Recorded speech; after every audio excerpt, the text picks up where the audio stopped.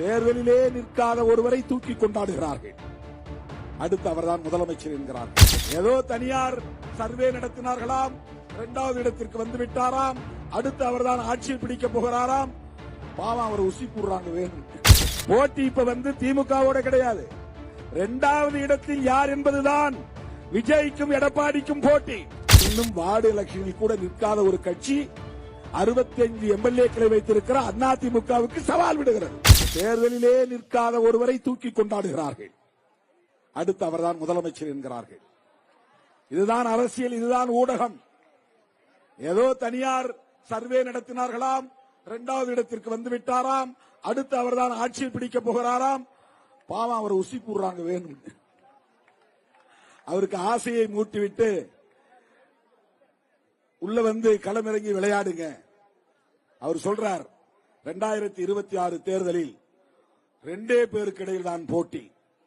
ஒரு பக்கம் டிஎம்கே, இன்னொரு பக்கம் டிவிகே. அதுல அவர் என்ன சொல்ல வர்றாரு தெரியுமா? எடப்பாடி பழனிசாமி அவர்களே, நீங்க போட்டி இல்ல, உங்களை விட நாங்க தான் பெரிய சக்தி. போட்டி இப்ப வந்து திமுகவோட கிடையாது. 2வது இடத்தில் யார் என்பதுதான் விஜய்க்கும் எடப்பாடிக்கும் போட்டி.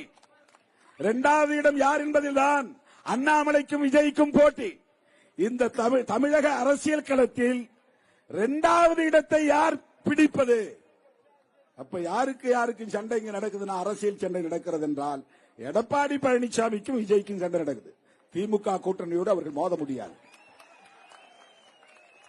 அது அவர்களே ஒப்புதல் வாக்குமூலம் தருகிறார்கள். நாங்க எங்க 2 பேருக்கு இடையில தான் போட்டின்னு யாருக்கு அவர் பதில் சொல்றாரு? அது திமுகவுக்கு சொல்ற பதிலா கிடையாது. எங்க 2 பேருக்கு இடையில தான் போட்டினா, ஏற்கனவே எதிர்க்கட்சியாக இருக்கிற அதிமுகவுக்கு விடுக்கிற சவால் அது. அதிமுகவுக்கு ஒரு நெருக்கடியை தருகிறார்கள். நீயா நானா 2வது இடம். இப்போ அவர்களே ஒரு ஒப்புதல் வாக்குமூலம் தருகிறார்கள். திமுக தலைமையிலான மதசார்பற்ற முற்போக்கு கூட்டணி தான் முதன்மையாக இருக்கிறது.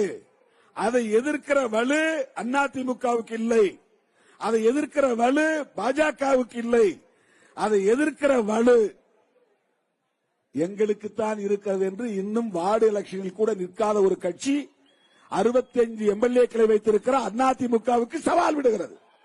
இப்ப நீங்க 2 பேரும் சண்டை போட்டுக்குங்க, எங்களோட சண்டை இல்லை.